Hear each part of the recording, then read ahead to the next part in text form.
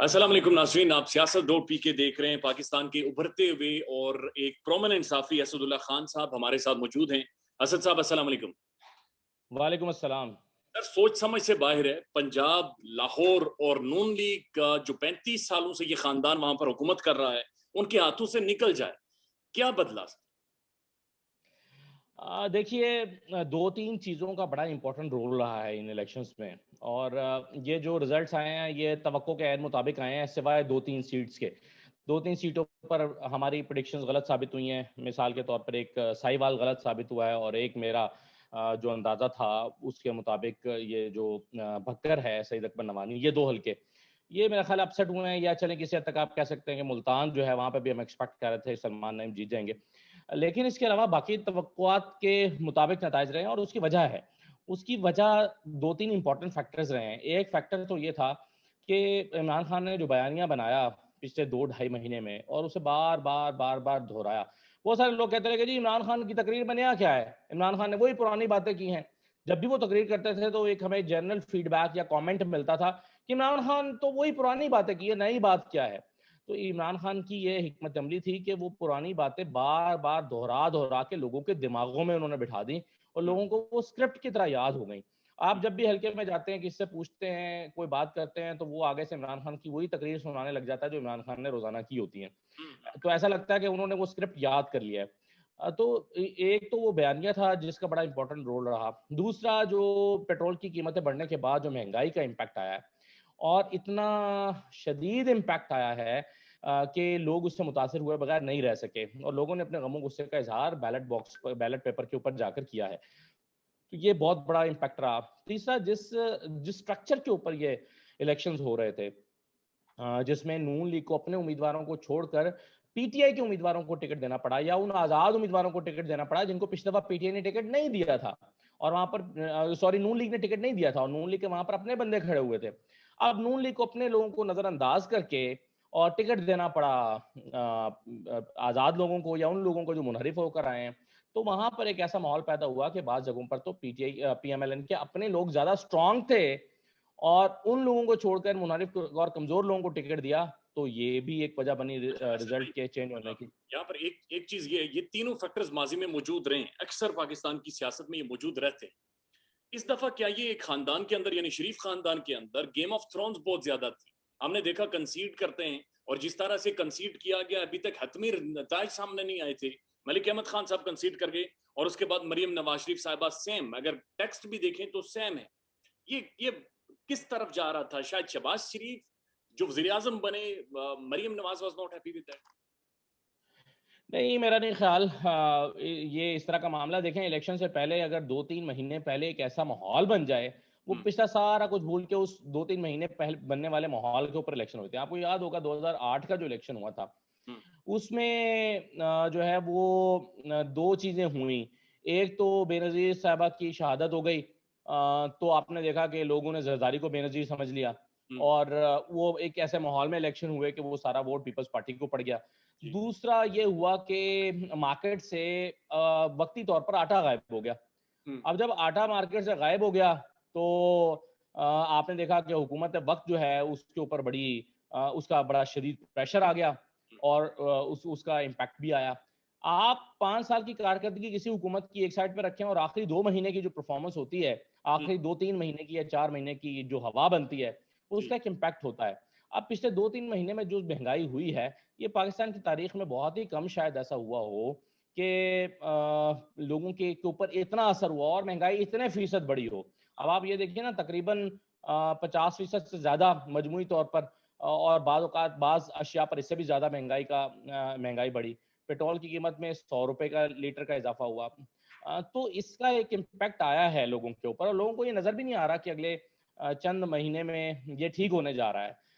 तो फिर ज़ाहिर है उसका गुस्सा उन्होंने कहीं तो निकालना था। वो लोगों के खुदा ना वो ख़ास्ता असद जाके में घरों मौजूद पे हमला तो नहीं कर सकते। लेकिन एक चीज यहाँ पर मैं ऐड करना चाहूंगा कि जब तक हमने देखा है कि वोट को इज्जत दो की बात की जा रही थी मुस्लिम लीग नवाज की तरफ से, इनकी बड़ी फैन फॉलोइंग थी और इन्होंने इंतखाबात भी कुछ जो लोकल बॉडी हुए हैं वो जीते भी थे और बड़ी हवा इनकी चल रही थी। लेकिन इस दफा कहा गया जी खिदमत को वोट दो। और उसके ऊपर जो बयानियां बनाने की कोशिश की, मरियम नवाज ज़ाहिर है खुद कैंपेन में शामिल थी। हमने देखा कि तकरीबन अयाज सादिक साहब हों या पंजाब के अंदर लोग हों, हुकूमतों से निकाले के जाके कैंपेन करें, उसके बावजूद 17 सीट्स या 16 सीट्स कम अज कम हारना, आप सोच क्या है इस वक्त शरीफ खानदान? देखिए, मेरा ख्याल है उनको ये अंदाज़ा तो हो गया है कि उन्होंने गलत फैसला किया। 2 गलत फैसले किए। एक तो पहला गलत फैसला इस हुकूमत को हटाना, क्योंकि ये इनको अब अच्छी तरह से रियलाइज़ हो गया है कि अगर ये इमरान खान की हुकूमत को चलने देते और वक़्त पर इलेक्शन होते, तो इमरान खान किसी सूरत दोबारा ना जीत पाते। और वो जो अवाम का गुस्सा महँगाई का था, वो एज़ इट इज़ रहता। अब देखें, अभी पेट्रोल की कीमतें इमरान खान ने भी जून के बाद बढ़ानी ही थी, क्योंकि 3 महीने के लिए फ्रीज़ की थी, उसके बाद शायद वो भी कीमतें बढ़ाते। जी। इतनी शायद ना बढ़ाते, लेकिन कुछ ना कुछ तो बढ़ाते और उसका कुछ ना कुछ इम्पैक्ट ज़रूर आता। और हम्म, फिर जो पिछले कुछ अरसे में महँगाई हुई है, फिर जो उस्मान बुज़ाक की कारकर्दगी रही है, वो सारी चीज़ें जमा होती और जमा होने के बाद उसका इमरान खान को नुकसान होता और लोग कहते कि जी, ये इमरान खान ने परफ़ॉर्म नहीं किया, वापस उसी पार्टी को दोबारा लेकर आए। हम्म, लेकिन हुआ क्या कि इमरान खान की सारी गलतियों को उठाकर इन्होंने एक साइड पे रखा और वो सारा जो मुश्किल फैसले थे वो अपने ज़िम्मे ले लिए, उसका एक इम्पैक्ट आया। तो मेरा ख़्याल है एक तो एहसास नून लीग को ये हो गया है कि ये गलत हो गया। दूसरी गलती इनसे उस दिन हुई जिस दिन इमरान खान ने असेंबलियाँ तोड़ी थीं। जब इमरान खान ने शिकस्त कबूल कर ली, कासिम सूरी साहब ने रूलिंग दी, इमरान खान साहब ने तकरीर की और असेंबलियाँ तोड़ने का ऐलान कर दिया और दोबारा इलेक्शन में जाने का ऐलान किया। इन्होंने उसको चैलेंज किया, सुप्रीम कोर्ट में चले गए, सुप्रीम कोर्ट से ने इमरान खान के डिसीजन को वापस किया और इनकी हुकूमत को बहाल कर दिया। मेरा ख़्याल है इनसे दूसरी गलती तब हुई, इनको चाहिए था कि उस वक़्त इमरान खान की ये तोड़ी हुई असेंबलियों पर इलेक्शन में चले जाते। इनके ऊपर ये प्रेशर ना होता कि इन्होंने मुश्किल फ़ैसले किए हैं, महँगाई की है और ये साज़िश का बयानिया शायद किसी हद तक चल रहा होता, लेकिन ये महँगाई वाला फैक्टर जो है, ये उतनी बुरी तरह से इनके ऊपर ना आता। तो मेरा ख़्याल है ये 2 बड़ी गलतियाँ इनसे हो गई हैं। लेकिन अब ये फँस इसलिए गए हैं शहबाज शरीफ साहब कि अब पंजाब तो हाथ से गया।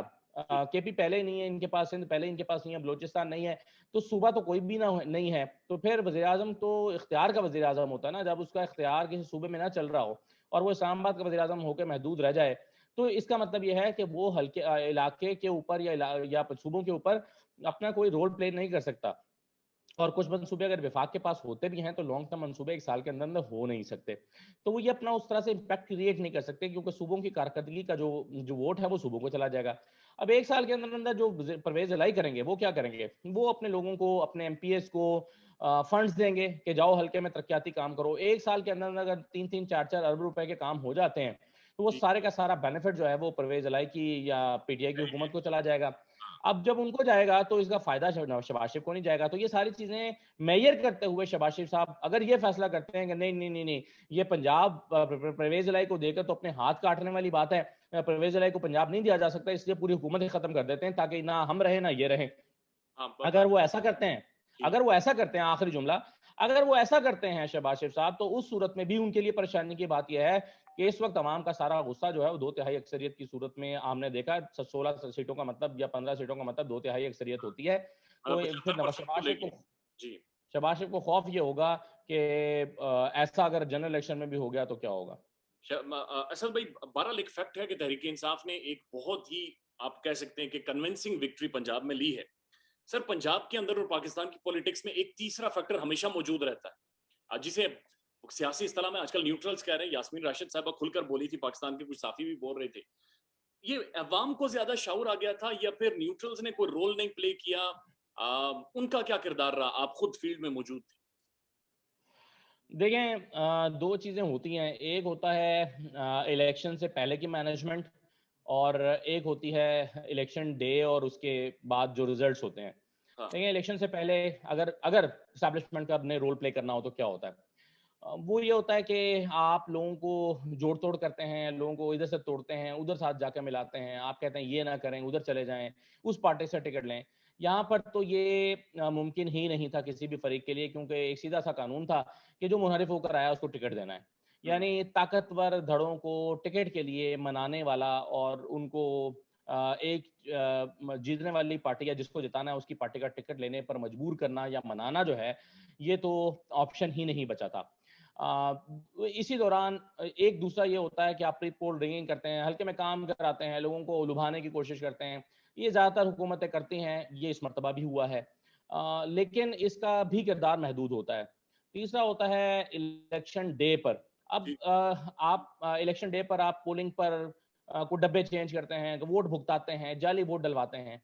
अगर ये होता तो इस वक्त एग्रेशन इतना था, दर्जा हरारत सियासी तौर पर इतना बढ़ा हुआ था कि खून खराबा खुदा ना खास्ता हो सकता था, हालात खराब हो सकते थे, एक दूसरे पर हमले हो सकते थे। तो ये मेरा ख्याल है किसी को भी सूट नहीं करता था, ना ये हुकूमत खुद को ही सूट अवॉइड करता किया गया था। था। मेरा ख्याल है इसको अवॉइड किया गया कि ये तो ना किया जाए। अब आखिरी जो एक मौका होता है वो होता है काउंटिंग के वक्त, सिस्टम बैठ जाए, आरटीएस बिठा दिया जाए, काउंटिंग रोक दी जाए और उस वक्त मैनिपुलेट किया जाए। देखें ये तब होता है जब मैंने अपने एनालिसिस में, अपने वीलॉग्स में कहा था कि जब एक हल्का 2-3 हजार वोटों या 1.5-2 हजार वोटों के फर्क से जा रहा हो तो उसके नताज को रोककर चेंज किया जा सकता है, उसमें मैनिपुलेशन की जा सकती है। लेकिन जब आपने देखा होगा कि रात 7-8 बजे जब 15-15, 20-20 पोलिंग स्टेशन के रिजल्ट आए थे तो 3-4 हजार वोटों का फर्क तभी पड़ गया था, और आगे बढ़ते बढ़ते जब 100 पोलिंग स्टेशन के रिजल्ट आए तो ये फर्क जो है वो 10-10 हजार, 8-8 हजार वोटों का हो गया था। और नजर आ रहा था कि जैसे ये रिजल्ट कंप्लीट होगा, सारे पोलिंग स्टेशन का रिजल्ट आएगा तो लीड जो है वो अक्सर हल्कों में 15-20 हजार हो चुकी होगी। तो जब इतनी बड़ी लीड हो चुकी होती है तो फिर उसको इलेक्शन, उसके नताज को रोककर 15-20 हजार वोट चेंज नहीं किए जा सकते। नहीं, इसलिए अगर मेरा ख्याल है अगर किसी का मंसूबा था भी तो वो उस पर हथियार डाल दिए गए। तो इसलिए मेरा ख्याल है कि मुझे नहीं पता कि ये किसी का मंसूबा था या नहीं, या किसी ने करना था या नहीं करना था, या हुकूमत ने कुछ करना था या नहीं करना था, लेकिन ये मुमकिन भी नहीं रहा था। लेकिन आपके आपके तजिए को ही सर अगर सिर्फ सामने रखें और इसी इसी को सामने रखें, अगर पीपी 7 की बात करें तो ऐसे लग रहा है कि एग्जीक्यूशन जिस तरह से आपने बयान किया है वैसे ही हुई है। आरटीएस बैठा है, 5-7 हजार वोट का फर्क था और एंड ऑफ द डे जी। जो रिजल्ट निकलता है वो सिर्फ 50 वोटों का और तहरीक इंसाफ का मेंबर आ हाँ, जाता हाँ, मेरा ख्याल है 7 हजार वोटों का फर्क नहीं चल रहा था, यहाँ पर वोटों का फर्क बहुत कम चल रहा था, 500, 400, 200, बाजों का 10,700 थे तो उधर 9,700 थे, या 9,600 थे, या 10,500 हुए, इस तरह करके को फर्क कभी 200 वोटों का, कभी 400 वोटों का, 600 वोटों का रहा। फिर रिजल्ट्स रुके इस हल्के के, और रिजल्ट्स रखे, मुझे नहीं पता ये किस सतह पर मैनेज हुआ है, किसने मैनेज किया है, क्यों रिजल्ट्स रुके थे यहाँ पर, और क्या फर्क डाला गया या नहीं डाला गया। ये तो अब इस पर तहकीकात होनी चाहिए, और दोबारा वोटों की गिनती है। का कहा रिकाउंटिंग गया है तो पता चलेगा, रिकाउंट होगा। लेकिन बहरहाल रिजल्ट्स इसके रुके थे, इसका रिजल्ट जो है वो बहुत लेट आया, बाकी हल्कों के अगर आ रहे थे तो इसके रुकने की वजह नहीं थी, शहरी हल्का था। मतलब ऐसा भी नहीं था कि कोई दूर दराज के इलाके हों और इलेक्शन कमीशन ऑफिस तक पहुंचने में ताखीर हो रही हो। बहरहाल देखें अब इसमें क्या निकलता है। असद साहब बहुत शुक्रिया और एक जरूर अप्रिसिएशन सर आपके लिए कि आपने जिस तरह से फील्ड में खड़े होकर रिपोर्ट किया और प्रिडिक्शंस दी, तकरीबन 90% से ज्यादा वो सारी ठीक हुई। बहुत शुक्रिया आपका। बहुत शुक्रिया जी। Thank you ji.